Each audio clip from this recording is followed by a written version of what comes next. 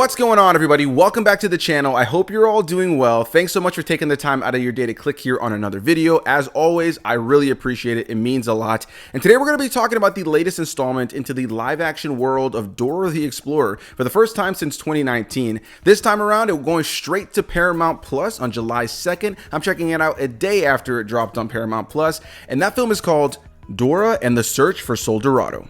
Directed by Alberto Belli, this film stars people like Samantha, Lorraine, Jacob Rodriguez, Daniela Pineda, Gabriel Fluffy Iglesias, and more. So here we are, 6 years after the release of Dora and the Lost City of Gold, which has starred Isabella Merced, who has blown up since that film came out.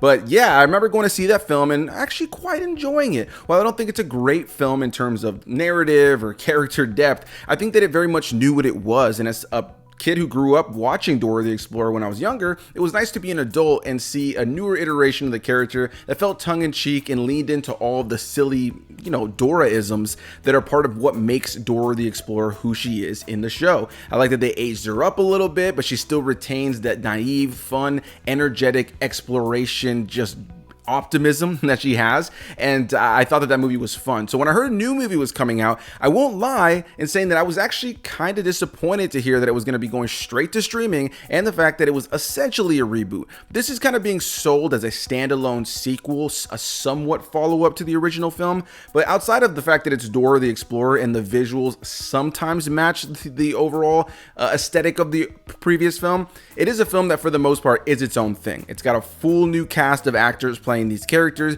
The overall aesthetic of the movie feels different because it's not a cinematic. It has a little bit more of that streaming budget to it, and just overall in terms of its story, it just feels like a reset in a lot of ways. So going into the film, I knew that. I was a little bit bummed by that because I enjoyed the last film, but it has been quite a lot of time since that last film, so you couldn't really use all the same actors who were much younger when they played those roles in that movie. So without further ado, let's get into what this film is all about, and then we'll get into my thoughts on it.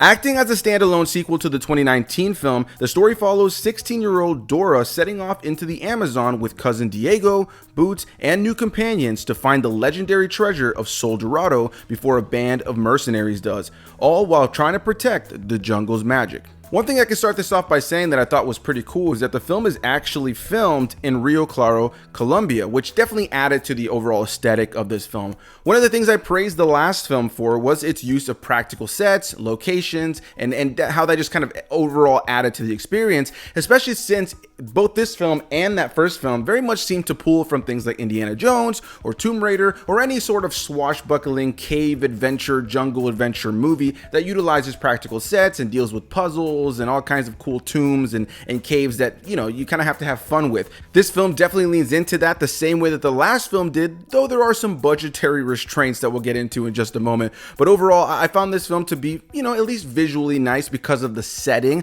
though I will say that unfortunately, like I mentioned with the budget, it does have moments because of the fact that it's for streaming where the overall cinematography of it feels like a streaming movie and less cinematic than the film that hit theaters in 2019. Now, one thing I was actually curious about is how the new actress was going to do who's going to be playing Dora, because I think Isabella Merced absolutely captured who Dora the Explorer was as a cartoon character in this live action, teenage iteration, who again has to kind of play this character who is still overly optimistic but oftentimes naive. She's willing to get herself into trouble for this sake of adventure, and there's got to be this silly optimism to her, and I think that Isabella Merced captured that really well. And so I'm happy to say that the young actress who plays her here, Samantha Lorraine, also did a really good job. I thought she captured the character well. She leaned into the overall vibe of who the character is. She very much feels like an extension of what Isabella Merced did, but just in general feels like an extension of the cartoon character. So as a fan of the show from when I was a kid, I thought that was really cool. And I think the cast in general is nice, with the entire cast pretty much being made up of Latino actors. Really enjoyed that element of it. Of course, like I said, there are changes to all of the cast, and I think one of the most notable ones for many people is going to be the fact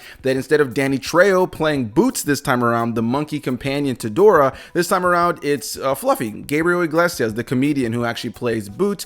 But one downside immediately is that you have characters like Swiper the Fox in here who are not voiced at all. He's just a fox that does some swiping in the film from time to time, but honestly, he was a disappointing element because he's not in the film a lot. But in the last film, he was actually played by Benicio del Toro. This time around, there's no voice to him, which I thought was definitely a downside. If you're not gonna have the same voice cast return, why not at least get another popular actor to play an iconic character like Swiper the Fox? That was definitely a big bummer for me. But overall, I thought the cast was great. The guy who plays Diego in the film I thought was charming as well. His name is Jacob Rodriguez, and I think he very much leaned into a very different iteration of Diego. He's older than Dora in this, and he's older than Dora in general, but here he definitely feels a lot more like the adult who wants to go off on his own adventure, and he feels in some ways kind of shackled down by this younger cousin who loves going on adventures with him, who still has this youthful adventure in her, but in a different way. She wants to run into the jungle, and he kind of wants to explore a different part of his life.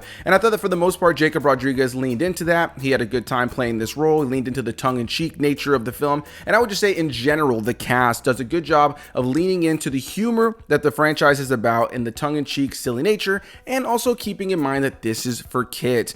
And with that, I kind of want to move into my thoughts on the script, because overall, as an adult, did I find this film to be compelling? No. Did I find this to be a great film narratively? No. Did I find this to be a film that I'll probably ever watch again? No. But as somebody who grew up with Dora Explorer, especially as somebody who, is a Latino, a Hispanic individual myself, as somebody who grew up in a Hispanic household, Dora the Explorer was always a really cool, interesting element, a cool cartoon to be out when I was a kid. It was a standout Hispanic show when I was a kid. So to see it still going on, I think is pretty cool. And it's nice to also kind of see it poke fun at itself. It's poking fun at the tropes of what Dora the Explorer is in a way that I think maybe kids may not even notice it. I think if you grew up with Dora the Explorer, some of those moments are going to become a little bit more apparent to you, kind of like the first film where they poke fun at some of the silly elements that make Dora who she is and the various tools she uses. It leans into the silliness of it, but I also enjoyed that this film at times also challenged Dora the Explorer when it comes down to her tools that she uses, like her backpack and her map, and whether or not she really needs those things to be Dora the Explorer. I thought that was an interesting element of the film as a fan of the cartoon from a kid, but I say all this to say that this is very much a narrative that you've seen a million times in a million movies, not only for kids, but also in films for adults,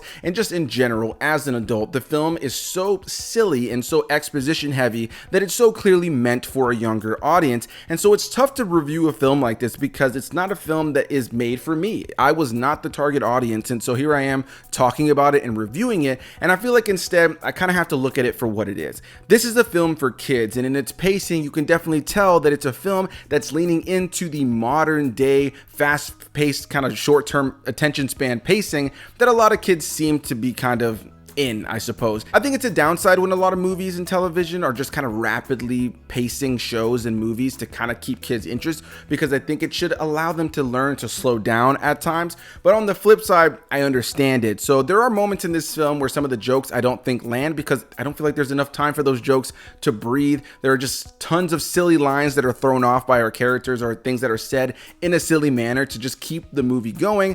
And while I'm sure it will get some kids to laugh while they watch it, it didn't necessarily work for me 100%, because it just felt like the movie was just kind of breezing past jokes. They had no time to truly build up or breathe. And so that was the downside. I think narratively, the film is just okay. It's simple, it's cute, it's charming, it knows what it is, but it also really, the knows what it is the important part. It is a movie for a younger audience that is leaning into silliness and isn't really asking much of you. And so I say all this to say I didn't have a bad time watching Dora and the Search for Sol Dorado, but it's not a film that I was blown away by. I was a little bored at times while watching it. I found it to just be okay as an adult, but I appreciated what it was. And as I was watching it, I kept thinking to myself, this is certainly the kind of film that I think kids can watch and really enjoy. And again, I really enjoyed the cast. As a Latino myself, as a Hispanic, it's nice to see a full Hispanic cast in a movie. I don't need it all the time, but when I can see it, it's nice. I like the big names they got in here as well. And even in a small role like Dora and Diego's grandma, who very much reminded me of my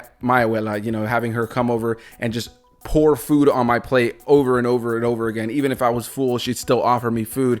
And so I love that they were able to kind of lean into some of those Hispanic tropes for sure. And the abuela in this film is actually played by Maria Cecilia Botero, who was also the abuela in Encanto, which I thought was an interesting little Easter egg in there. I don't know if they did that on purpose, but yeah, I really enjoyed the fact that they were able to get a really strong cast for the most part here with this film. And I just think in general, This is a silly, tongue-in-cheek film that leans into the silly, cartoony tropes of Dora the Explorer. It's going to work for some, it's not going to work for others. But I think if you're watching this and you're an adult, you grew up with Dora the Explorer, maybe you have some kids and you're wondering, hey, is this a cool way to kind of bond on a franchise I grew up with my kids now? I think depending on how young your kids are, they'll probably enjoy it. It's silly, it's harmless, it doesn't lean into any sort of violence or crude humor. It very much is for the kids. And there were even moments that made me chuckle because of how silly it was. It's not a movie that I think is hilarious or I would even call funny, but it's a film that made me chuckle at times because it knows what it is. It's leaning into its silliness. I think kids will enjoy plenty about the film. I think there are